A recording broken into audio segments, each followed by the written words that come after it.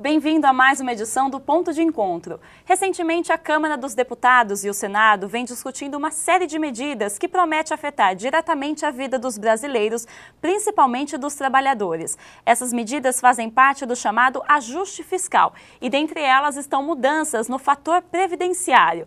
Hoje, o Ponto de Encontro esclarece todas as dúvidas sobre esse assunto. E para falar com a gente, está aqui no nosso estúdio o professor da Faculdade de Direito da PUC Campinas, José Henrique Spesse. Professor, obrigada pela participação hoje aqui com a gente. Antes da gente começar nosso bate-papo, vamos primeiro entender melhor o que é o ajuste fiscal. Confira na reportagem. Este ano, o Brasil está tentando recuperar um prejuízo nos cofres públicos. Mas para que isso aconteça, uma série de medidas foi adotada e ainda está sendo discutida para conseguir equilibrar as finanças do país. Esse pacote de medidas é o chamado pacote do ajuste fiscal. Entre as mudanças previstas estão as alterações na concessão de vários benefícios trabalhistas e no corte em programas do governo. Esse ajuste, esses cortes de gastos que serão realizados ao longo de 2015, provavelmente eles só começarão a surtir efeito na economia a partir do segundo semestre de 2015. Então, acredito que os efeitos desse ajuste vai ser um efeito recessivo, ou seja, a economia vai crescer menos, o consumo vai crescer menos, a produção vai crescer menos e, infelizmente, o desemprego também tende a aumentar um pouco. No setor trabalhista, houve mudança na concessão do seguro-desemprego. Agora só terá direito ao benefício trabalhadores com no mínimo 1 ano e meio de empresa. A pensão por morte também deve mudar. Cônjuges só terão direito ao benefício se estiverem casados há 2 anos no mínimo. Filhos e dependentes também terão uma carência de 2 anos de contribuição.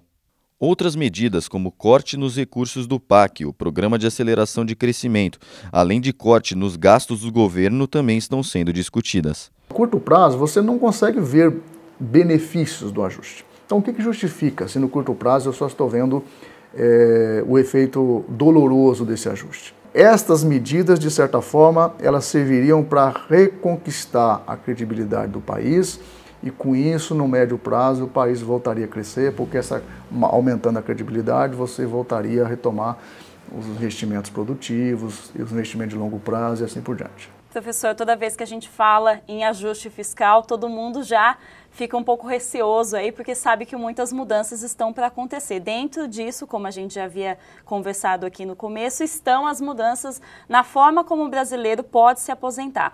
De uma maneira geral, o que pode mudar se caso a presidenta sancione essas mudanças no fator previdenciário? Sem dúvida. Primeiramente, eu agradeço o convite. As aposentadorias, basicamente, nós temos 2 critérios de se obter a concessão desse benefício. Um é o critério por idade, então o homem com 65 anos de idade ou a mulher com 60 anos, desde que tenha um período prévio de carência, pode se aposentar. Porém, a concessão da aposentadoria pelo critério da idade, gera uma diminuição no benefício quando da concessão do valor, né? Então, não é um benefício que gera uma tão favorável ao segurado. E o outro critério, além da contagem pela idade somente, existe o critério da chamada aposentadoria por tempo de contribuição. Essa talvez a maior número de concessões de benefícios, né? Onde hoje a regra geral é o homem que tenha 35 anos de contribuições ao sistema previdenciário e a mulher 30 anos, pode requerer a concessão da aposentadoria, né? Essa aposentadoria pelo tempo de contribuição, até 99, o cálculo do benefício a partir do tempo de contribuição era muito favorável aos segurados, aos contribuintes do regime previdenciário. Depois de 99, por iniciativa do governo federal, foi criada uma lei alterando a aposentadoria por tempo de contribuição com a incidência do chamado fator previdenciário, né, que veio a tentar desestimular a concessão de aposentadorias precoces, né? Ou seja, pessoas que com uma idade não tão avançada, mas que já tinham contribuído pelo tempo de contribuição, homem 35 anos, mulher 30 anos, poderia se aposentar sem limite mínimo de idade. Ou seja, um exemplo muito básico, imaginemos que um homem com 20 anos de idade começasse a pagar a Previdência Social de forma ininterrupta durante 35 anos. Com 55 anos de idade, ele já poderia estar requerendo o benefício da aposentadoria pelo critério de tempo de contribuição, né? Portanto, uma idade, segundo a expectativa média de vida do brasileiro, uma idade não tão assim avançada. Então, o fator previdenciário foi, de fato, criado com essa expectativa, desestimular aposentadorias com idade precoce, onde a expectativa média do brasileiro permitiria que a população tivesse uma vida ativa no âmbito do trabalho maior, né? Então, esse era um dos objetivos, e o outro objetivo era também garantir um certo equilíbrio financeiro na sustentabilidade do sistema previdenciário, porque com o aumento de aposentadorias precoces, eventualmente no futuro teríamos um número de aposentados talvez grande ou até maior do que o número de pessoas na vida ativa contribuindo. Então geraria um desequilíbrio, pondo em risco a sustentabilidade do regime previdenciário por um longo prazo, que é o que se espera por toda a sociedade. Então o fator previdenciário veio tentar inibir as aposentadorias precoces e também criar um meio de equilibrar, gerando uma sustentabilidade financeira no sistema previdenciário. E esse assunto é muito polêmico, mas muita gente tem dúvidas sobre isso. Nossa equipe foi até as ruas conferir as principais perguntas da população sobre essas mudanças. Vamos à primeira pergunta. Eu gostaria de saber o que é o fator previdenciário. Professor, em linhas gerais, a gente sabe que o fator previdenciário foi criado para tentar equilibrar as finanças quando o assunto era previdência. Mas, de forma geral, o que é essa conta? Ela é um pouco complexa, mas como que ela é feita? Sim, muito importante a pergunta. De fato, o fator previdenciário é uma fórmula que é aplicada no cálculo da concessão de aposentadorias por tempo de contribuição. Então, quando o segurado, aquele que contribui com o INSS, com a Previdência Social, depois de 35 anos de contribuição, ele vai pedir a aposentadoria, se homem, e 30 anos se mulher, quando se calcula o valor que ele vai receber de benefício, se aplica o fator previdenciário. Então, esse fator previdenciário vai ser alterado em função da expectativa de vida que tem o segurado no momento em que ele requer a aposentadoria, comparando com a expectativa de vida média do brasileiro. Então, quanto menor a idade da pessoa quando ela pede a aposentadoria por tempo de contribuição, maior vai ser o impacto do fator previdenciário no cálculo do benefício, de forma que quanto menor a idade da pessoa quando ela pede essa aposentadoria, ela vai ter uma redução do valor do benefício, de forma a desestimular que as pessoas se aposentem com idades precoces, né? Então, quanto mais velha a pessoa, menor vai ser o impacto no cálculo do benefício, lembrando que o fator previdenciário, basicamente, quase que em 100% da sua aplicação é na aposentadoria por tempo de contribuição. E, professor, por essa nova medida, essa nova regra que deve entrar em vigor caso seja sancionada pelo presidente, as regras de aposentadoria, então, elas não dependem exclusivamente do fator previdenciário. Ele é colocado de lado e passa a valer uma nova regra, que é 85/95. Sim. Eu queria que o senhor explicasse para a gente o que é essa nova conta aí que vem para substituir o fator previdenciário. Correto. Essa é uma proposta que já tramita no Congresso há muitos anos. Talvez cerca de 10 anos já isso tramita no Congresso. E com a alteração dessa medida provisória em lei, na verdade não se extinguiu o fator previdenciário. Então nós vamos ter uma alternativa ao fator previdenciário. Na verdade, isso que é o que virá a acontecer, nós esperamos, né?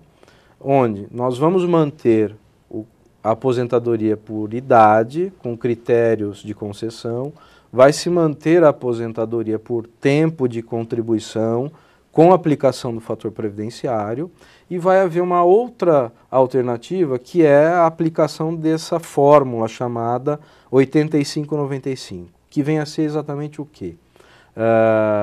Quando a gente tem a somatória para as mulheres entre idade e tempo de contribuição, essa somatória chegar a 85, e para os homens, se a somatória da idade mais o tempo de contribuição chegar a 95, esse beneficiado, esse segurado, ele vai poder se aposentar com benefício cheio, sem aplicação do fator previdenciário. Então, num exercício muito simples e prático para ter essa ideia, imaginemos que tenha um homem com 50 anos de idade.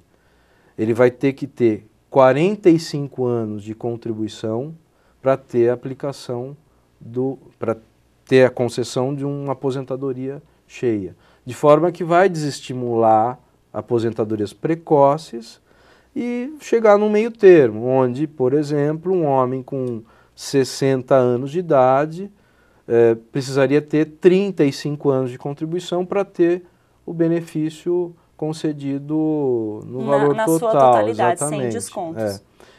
Então, isso é uma medida razoável, bastante importante, a meu ver, pondo fim, por exemplo, à aplicação do fator previdenciário no cálculo das aposentadorias por tempo de contribuição, que de fato diminui muito o benefício. Porém, não vai haver uma aposentadoria tão precoce com essas novas medidas, ou se essa fórmula de fato for sancionada pela Presidente da República. Vamos agora a mais uma pergunta. Eu gostaria de saber se essa mudança no nosso país vamos demorar muito para se aposentar. E via de regra vai levar um pouco mais tempo, a pessoa vai passar mais anos contribuindo, né, professor? Sem dúvida. Se ela tiver objetivo de ter um benefício, uma aposentadoria pelo valor total que ela imagina, ela vai preferir ficar mais alguns anos contribuindo para chegar nessa fórmula, se homem, no caso o nosso telespectador, né, ele vai ter que calcular a idade mais o tempo de contribuição para chegar no 95, no número 95, para se aposentar com benefício total, né? Então aí vai depender também de quando ele começou a contribuir. Portanto, se ele tem um período de vida contributiva que foi iniciada com uma idade bastante nova, jovem, ele vai ter também uma diminuição desse cálculo em função da sua idade, né? Então é uma medida, a meu ver, bastante razoável, né? De qualquer forma, se uma pessoa não quiser aplicar essa nova regra para se aposentar, ela ainda vai poder escolher pelo critério do tempo de contribuição e da idade, professor? Sem dúvida, ainda se vai manter os critérios, tanto pela idade, que é um tipo, quanto tempo de contribuição, que é o mais polêmico, por incidência do fator previdenciário, né? Como hoje ainda se mantém. Então, a gente vai ter na prática 3 critérios, né? Essa fórmula chamada 85-95 nada mais é do que um novo mecanismo de concessão de aposentadoria que vai se acrescentar aí aos outros 2 já existentes. Vamos então a mais uma dúvida. Se eu quiser me aposentar por idade, não por tempo de contribuição, isso ainda será possível? Exatamente isso que a gente estava conversando, né, professor? Exatamente. Existe também a possibilidade de se aposentar quando chega a idade, que para o homem é um mínimo 65 anos e para a mulher 60.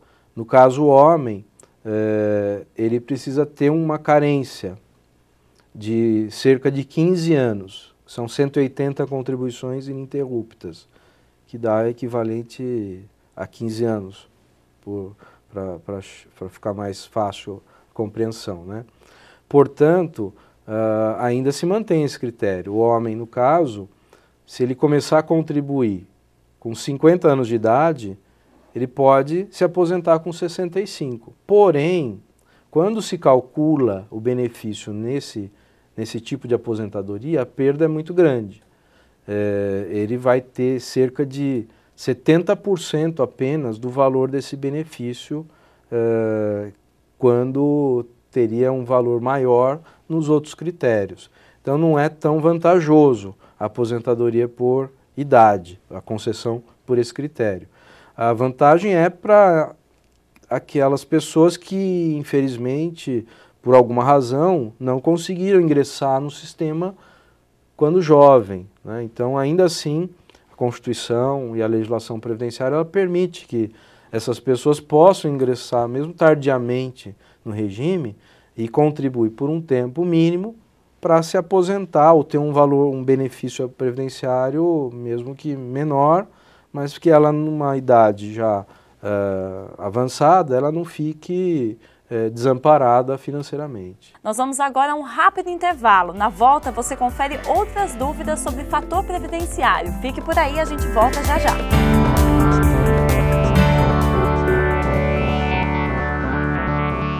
A PUC Campinas abre as inscrições para o vestibular de inverno, de 5 de maio a 14 de junho, para os cursos de Administração, Direito, Jogos Digitais e Tecnologia da Informação. Provas dias 27 e 28 de junho. Vestibular de inverno da PUC Campinas. Inscreva-se!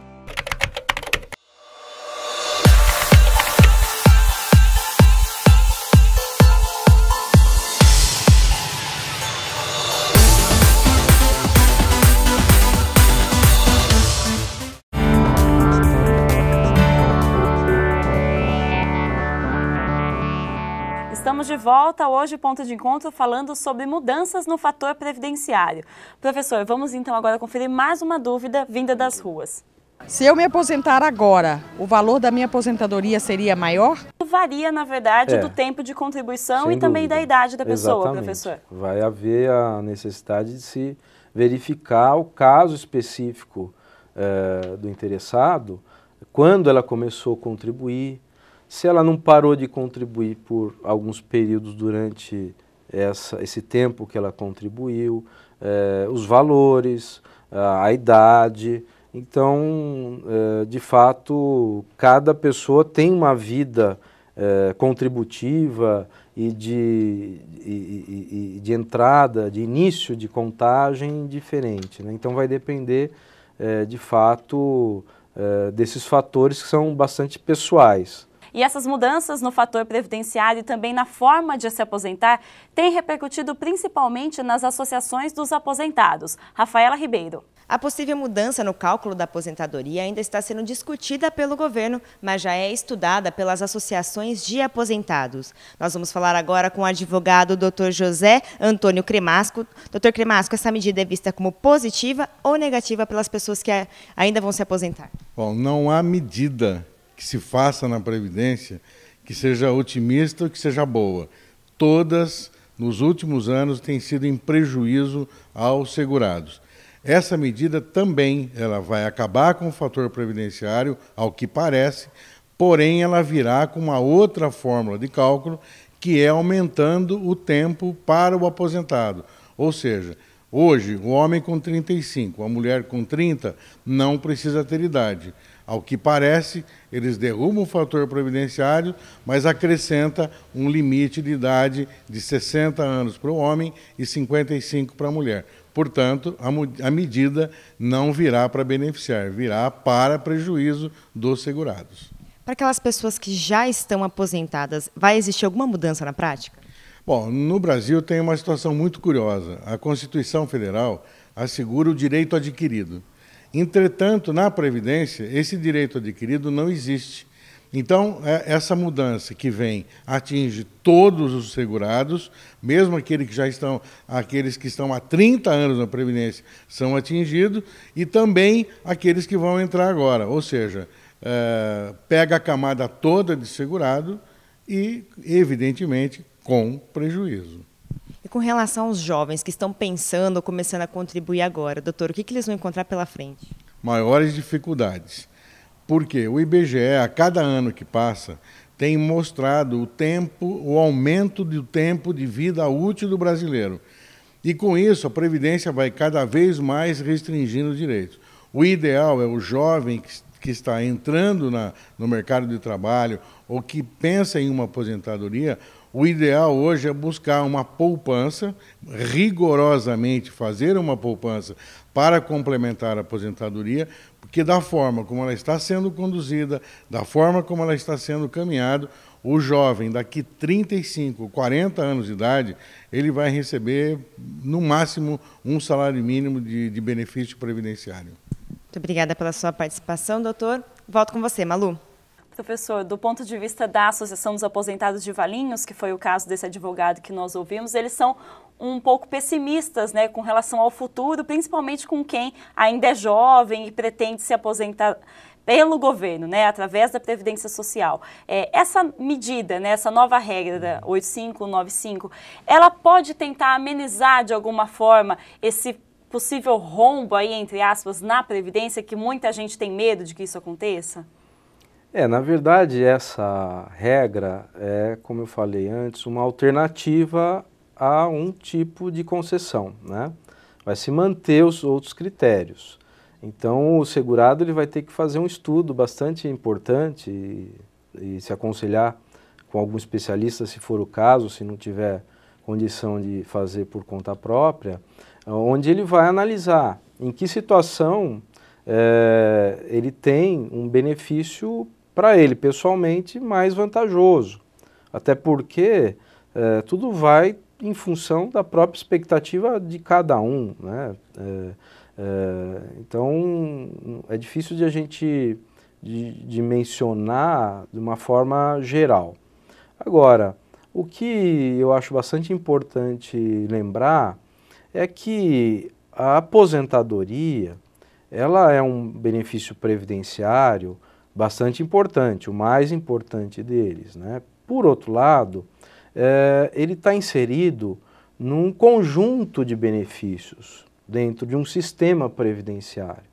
Então, o trabalhador, né, o segurado, aquele que contribui com a Previdência, ele não tem somente o benefício da aposentadoria, né? Às vezes também a gente esquece dessa situação. Então, o trabalhador que paga para o INSS, ele está no chamado regime oficial, regime geral de Previdência Social, que é organizado, administrado pelo INSS, portanto, pelo governo federal, ele está inserido num conjunto de benefícios e serviços que, pelo fato de ele se tornar segurado, ele tem direito. Então, a gente tem o principal deles, que é a aposentadoria. Mas isso também, como inicialmente foi falado, a pensão por morte, que é um outro benefício muito importante para o dependente, tanto o cônjuge quanto os dependentes, filhos, por exemplo. Além da aposentadoria, da pensão por morte, você tem o salário maternidade, que as mães que têm seus filhos têm direito de receber durante o período de licença, né? Existe o auxílio acidente, o auxílio doença, em caso de acidente de trabalho ou de contágio por uma doença alheia à própria atividade de trabalho e a pessoa não consegue mais trabalhar, ela tem direito de receber tanto o auxílio doença ou o auxílio acidente, conforme for o caso. Existe outras duas formas de aposentadoria, que não é o principal da nossa conversa hoje, né? Que é a chamada aposentadoria por invalidez. Portanto, o trabalhador que contribui com o INSS, se ele passa por uma situação inesperada de invalidez permanente, por exemplo, ele passa a receber uma aposentadoria permanente. Se for uma invalidez irreversível, é um benefício vitalício, não importa a idade dele. Então, a pessoa com 20 anos começa a trabalhar e tem um problema sério de saúde, eventualmente não consegue mais trabalhar, ela tem aposentadoria por invalidez vitalícia. Então vejam, são vários benefícios, não é apenas a aposentadoria, né? Então o segurado, ele contribui para esse conjunto de benefícios, né? Para esse conjunto de direitos e benefícios que garantem a existência no Brasil, a meu ver, de um sistema bastante protetivo para o trabalhador, né? Que, de alguma forma, sempre vai requerer ajustes, né? Até por conta da expectativa de vida, que é o problema do fator previdenciário, como a gente estava falando, um equilíbrio na sustentação financeira desse regime. Então, um sistema previdenciário, ele não está imune a ajustes durante a existência dele, né? Isso, de fato, sempre existiu, né? De forma que eu vejo, não por um lado que vá haver de alguma forma, um retrocesso ou uma dificuldade para o trabalhador, mas eu vejo que estão havendo certos ajustes e, por outro lado, esse complexo de benefícios e proteções previdenciárias se manteve, né? Então não houve uma perda de nenhum tipo desses benefícios todos que o trabalhador ele tem direito de receber por contribuir ao INSS. Então eu vejo um pouco por esse lado também a Previdência Social. Professor, obrigada pela participação hoje aqui, esclarecendo as dúvidas com a gente. Obrigada. Eu agradeço. Lembrando só mais uma vez que, para entrar em vigor, as mudanças na Previdência ainda precisam da sanção da presidente Dilma. O ponto de encontro de hoje fica por aqui. Obrigada pela companhia. Esse programa e outras produções da TV PUC você acompanha no site que aparece na sua tela. Obrigada e até o próximo programa. Tchau, tchau.